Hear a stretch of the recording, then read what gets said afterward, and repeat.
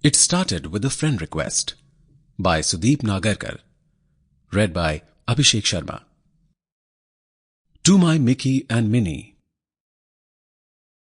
किसी को पाना या खोना अपने बस में नहीं होता। किसी को बदल के प्यार करना प्यार के नसीब में नहीं होता। सच्ची चाहत है अगर उसे पाने की, तो हिम्मत रखो उसे वैसे ही अपनाने की। Prologue. He was sitting all alone, away from the world, hoping for a new morning in his life, thinking about how harshly life had treated him and brooding over what exactly had gone wrong. He was busy thinking. When things go wrong, you feel so miserable and all you wish for is to completely erase the bad memories, especially when your intention was never to do wrong. Or was it? Was a death my fault? When things are not under your control, you feel so helpless before your so-called destiny. The cold moon was peeking through the clouds floating above Lavasa Valley. It was a perfect moment to hide yourself in the arms of your beloved. Here he was, all by himself with no one to keep him company. His fair skin was hidden behind a stubble and his depressed state was visible not only from his sore eyes but his defeated face as well. As he threw away his cigarette and turned, he saw a girl walking towards him. She was wearing a red top and jeans. He could not see her clearly as she was a bit far off and the fog had lowered visibility. He kept at staring at her to find out who she was. As she came close, he could see that she had left her hair loose. Her face was still not visible, but he felt as if it was a familiar face by the way she walked and the way her hands played with her hair. It was then that he saw her clearly. Her smiling face and her sparkling beautiful eyes made his heart skip a beat. She was his girlfriend, the one for whom he could have sacrificed his life. They loved each other so much that if angels were watching them from heaven, they would have been left stunned. She came and stood close to him. He was lost in her eyes. He didn't realize when she came and sat on his lap. Their breaths embraced and their lips were only inches away from each other. Then a strange sound fell on his ears and he closed his eyes. Suddenly, everything flashed in front of him and took him back to that day when he lost his love, friends, job, everything. He remembered all the accusations she had made on him. You are solely responsible for this mess.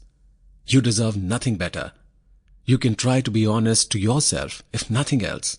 And if you can't, then go away. Suddenly everybody was pointing fingers at him.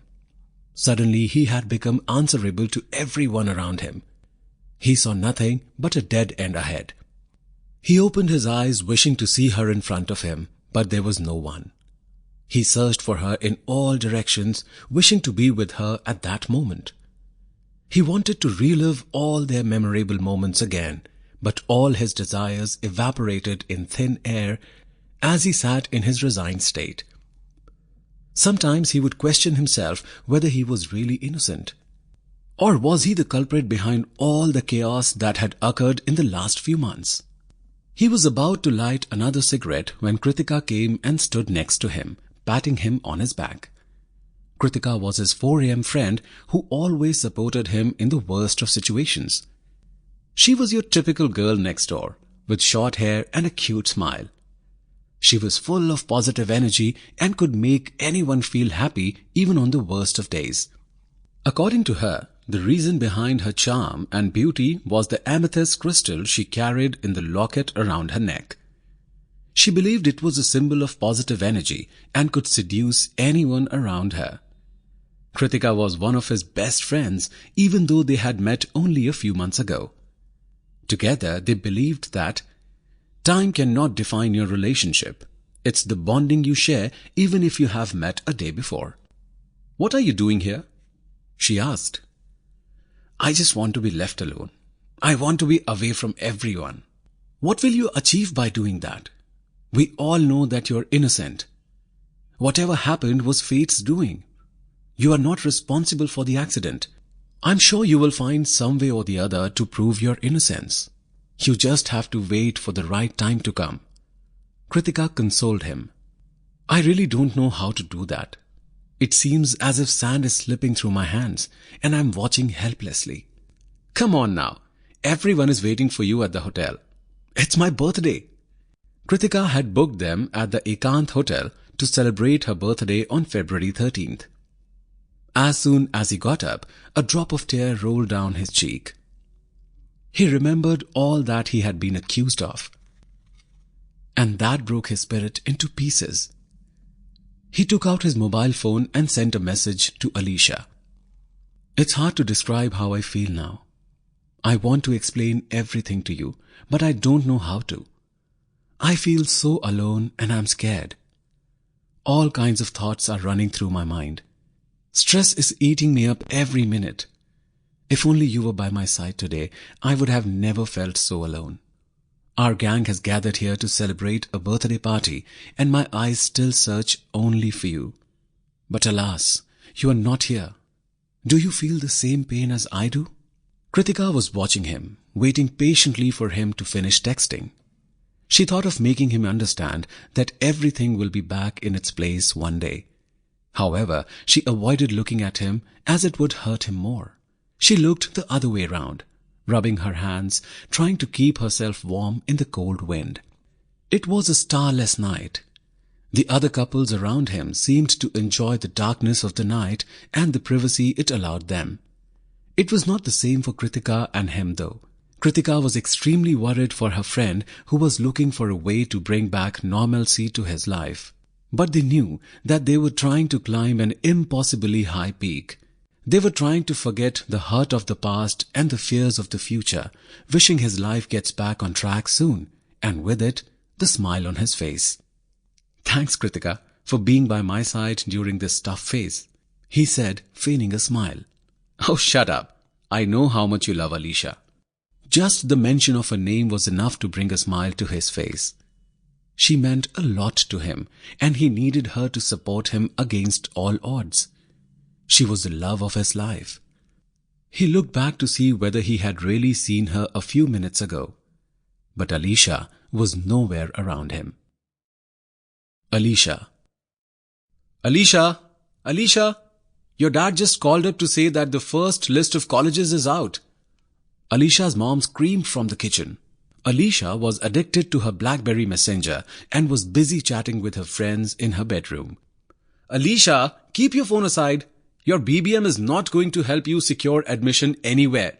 You need a degree in BMM, not BBM. Stop that right away and check the list on the website.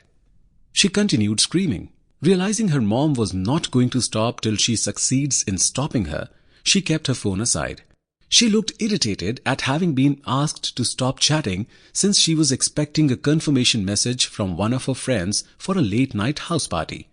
She turned on the monitor and logged on to the website. Simultaneously, she also opened a separate tab for Facebook. Born and brought up in Kolkata, Aleesha was the only child of her parents. They were Thakurs, and her parents saw to it that she was thoroughly pampered. She was extremely beautiful, so much so that no one could ever get tired of looking at her. She was as picturesque as a sunset on the ocean shore. Her eyes twinkled and glittered. Her lips were luscious and glossy, and they had the power to mesmerize anyone. Her smile was enough to lighten up the whole of Kolkata. She was like a hot summer's day, which could make one sweat. She was not a fashion freak, but knew how to carry herself gracefully. The dimples on her cheeks could give any Miss World tough competition. Not only did she possess looks to die for, she also had equally sharp brains which made her an instant hit wherever she went. She was one of the toppers of her college and had aimed to do her graduation from the dream city, Mumbai. It was decision day for her. She entered her application number and closed her eyes for a minute, praying for the best. Nielsen College, Mumbai. Aleesha shouted in happiness so loudly that her mother came running from the kitchen. "Yay, Mom! I made it!" shouted Aleesha, jumping on her bed. Her mom gave her a tight hug and Sample complete. Ready to continue?